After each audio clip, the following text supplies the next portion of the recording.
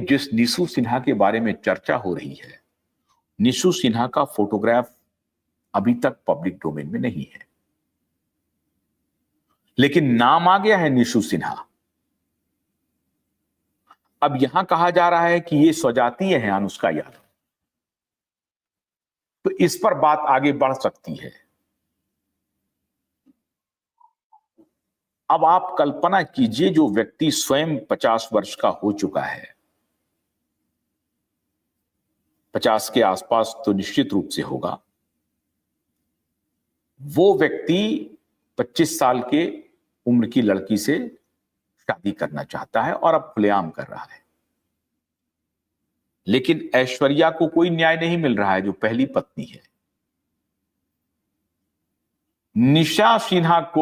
निशु सिन्हा के बारे में खबर है कि उसको कहीं कोई होटल दिया गया है या कोई व्यवसाय उसको करवाया जा रहा है, पैसा देकर के उसको लालू परिवार उसके मुंह को बंद कर रहा है। अब सच बात क्या है, ये तो न्याय जांच के बाद ही पता चलेगा। लेकिन जांच कैसे होगा, कौन करेगा? इस परिवार ने तब भी जांच को दबा दिया था और अपने रसूख का इस्तेमाल किया था। आज भी चारा घोटाले में ये कन्विक्टेड है, ये कन्विक्शन पर है, ये जेल काट रहे हैं, सजा याफ्ता है, ये सजा याफ्ता। कन्विक्शन का मतलब हुआ कि सब कुछ प्रूव हो गया इनके खिलाफ, फिर भी हमारा समाज इनको अपराधी मानने के लिए तैयार नहीं है। अपराधी कौन है फिर, आप ही बताएं। जिसको अदालत ने प्रूव किया, लंबे समय तक ट्रायल चला, ट्रायल चलने के बाद कन्विक्शन हुआ और उस कन्विक्शन के बाद वो सजा काट रहे हैं, पेरोल पर छूट छूट करके आते हैं, फिर भी आप उसे मानने के लिए तैयार नहीं है अपराधी, और उसे पॉलिटिकल रंग दे रहे हैं। संजय दत्त के खिलाफ ट्रायल चला, सबूत दिए गए, सबूत साबित हुआ अदालत में, अदालत ने उन्हें 7 साल की सजा सुनाई। 7 साल सजा काट करके संजय दत्त अदालत कोर्ट से आए, जेल से आए। अब वो अपना जिंदगी जैसे जी रहे हों, लेकिन क्या उनको लोगों ने माफ कर दिया? नहीं, वो अपराधी जिस केस में हुए हैं, लेकिन चूंकि वो स्टार हैं तो कोई फर्क नहीं पड़ता। ठीक उसी प्रकार से आज लालू यादव कन्विक्टेड हैं, वो अपने साले को बचवा लेते हैं, जो मर्डर और गैंग रेप के आरोपी थे, और आज उनका बेटा 3 जिंदगी से खेल रहा है, नोन 3 जिंदगी, और पता नहीं कितनी जिंदगियां होंगी, नोन 3 जिंदगी से खेल रहा है। फिर भी हमारे और आपके मन में कोई भाव नहीं आ रहा है। वो कह रहे हैं कि पॉलिटिक्स है, सब इसे पॉलिटिकल चश्मे से देखेंगे। जब तक आप गंभीरता से इन मुद्दों पर विचार नहीं करेंगे और उन्हें माफ करते रहेंगे राजनीति के नाम पर, इस प्रकार के कृत्य को आप माफ करते रहेंगे, ये कृत्य बार बार होता रहेगा। एक नहीं, हजारों दिशा एक साथ आपको घटित होता हुआ दिखेगा। सैकड़ों हजारों आज जेसिका लाल हो रहे हैं, और आज सैकड़ों हजारों ऐश्वर्या हो रही हैं, निशु सिन्हा हो रही हैं, अनुष्का यादव भी हो रही है।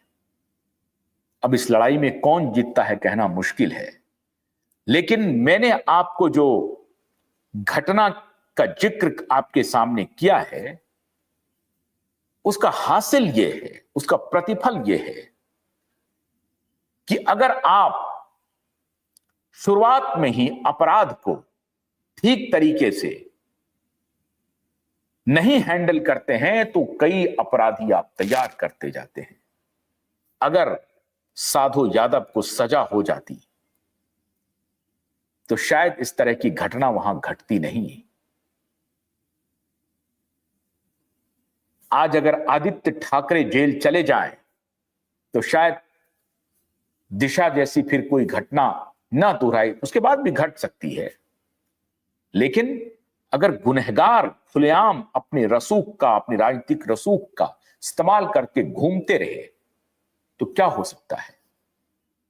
इसलिए मित्रों, क्यूवाइब नेटवर्क आपके सामने एक ऐसे दूसरे खानदान की अय्यासी का जिक्र किया है जिसे राजनीति के चश्मे से मत देखिए। ये व्यक्ति, ये परिवार, इसकी गुंडागर्दी, उस लहजे, और मुझे कोई व्यक्तिगत द्वेष नहीं है। लालू जी की बहुत सारी बातें अच्छी होंगी, लेकिन लालू जी का जो ये फेसेट है, ये जो टिनेट है, ये जो आयाम है उनके परिवार का, इस आयाम के खिलाफ बड़ी मजबूती से सबको बोलना पड़ेगा, तभी इस तरह की घटना रुकेगी। वरना इस अय्यासी का आलम इसी तरह से चलता रहेगा और आप उन्हें पॉलिटिकल इम्यूनिटी देते चले जाएंगे। पॉलिटिकल इम्यूनिटी का तात्पर्य यह है कि सब कुछ को राजनीतिक चश्मे से देखते रहिए और फिर अपराधी उसी से बच के निकल जाएगा, क्योंकि आप उसको देखेंगे कि इस पे राजनीति हो रही है। इस चश्मे से देखना बंद कीजिए। अपराधी हमारे परिवार का हो, आपके परिवार का हो, किसी पार्टी का हो, बीजेपी का हो, कांग्रेस का हो, आरजेडी का हो, ठाकरे की परिवार का हो, पार्टी का हो। पार्टी महत्वपूर्ण नहीं है, परिवार महत्वपूर्ण नहीं है, महत्वपूर्ण अपराध है। अपराध कौन कर रहा है और उसकी सजा उसको मिल रही है या नहीं मिल रही है। ये जब तक तय हमारा समाज नहीं करेगा, हम लाखों शिल्पी जैन, करोड़ों दिशा को इसी तरह से गंवाते रहेंगे। इसीलिए उठ खड़े होइए इन गुंडों के खिलाफ, तभी इस देश का न्याय बचेगा। बहुत बहुत शुक्रिया। नमस्कार।